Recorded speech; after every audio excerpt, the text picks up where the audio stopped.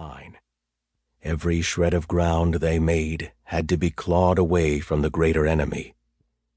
He had ex-wives and children that would tell anyone where his soul belonged, and their answer would always be to the Legion. Chapter 1. Westerly Complex, Earth, Soul System, 1-3206. It felt like they had all been looking at Sacramon disappearing into the distance just 5 months ago, not the 26 years that the calendar now indicated. "There's our little red ball," Tyler said, as they looked down on Earth's red clouds that moved slowly around the tiny marble that seemed to hang in the darkness of space. The only differences in color from the massive dust clouds were the clear areas where the larger towns were situated, or where other towers that weren't covered by massive electrostatic fields twinkled as the sun's light caught them. As they orbited Earth, they saw the dim lights of slums and the rail system that spread out from Mega City. It was the first time that they had seen Earth from orbit. When they had left, they were thrown into boot camp so fast that they hadn't even thought about snatching a look back at the planet they had lived on for 18 years. Tyler looked towards his family, thinking of them. Nothing else would make sense at this point. Jerome, Alexis, and Mark had all filled out with their time in the EMF, but the looks in their eyes showed the biggest changes. They had seen things that people shouldn't. The battle across Sacramon was brutal, but Tyler would not belittle another fight by saying it was any less or more brutal. Alexis squeezed him gently, as if sensing his dark thoughts. He smiled at her and pulled her closer with his arm which rested around her shoulder. Somehow they'd come together as boyfriend and girlfriend. He wasn't going to mess with it.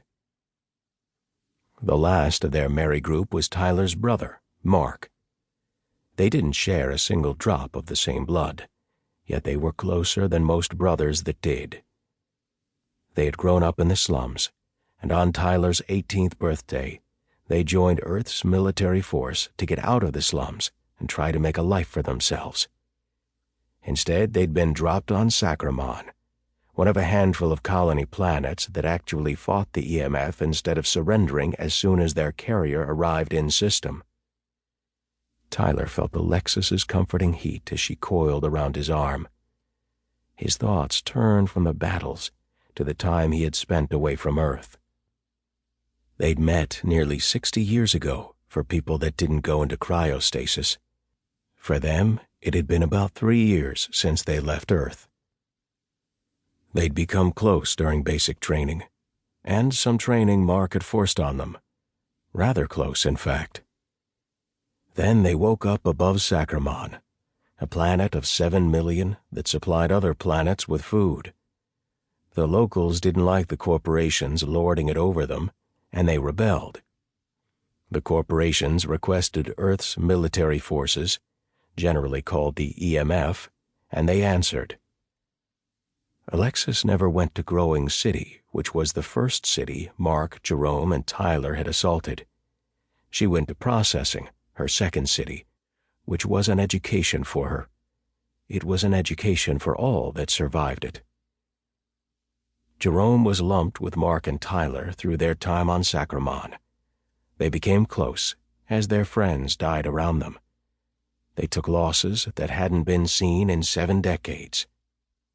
None of them were returning the same people. And yet it was hard to think that Earth had changed in any way. Force 5 will now start boarding shuttles for assigned leave, said the professionally neutral voice of the carrier's command center. Well, let's go and see how Earth's changed, Mark said. Tyler felt the seeds in his pocket as they walked through the familiar corridors to the shuttle bays. No one had any personal belongings, but they all grabbed the pistols they'd brought. They were allowed to use them anywhere they were deployed, including Earth. Their weapons attachments were stored with their armor rack. Everything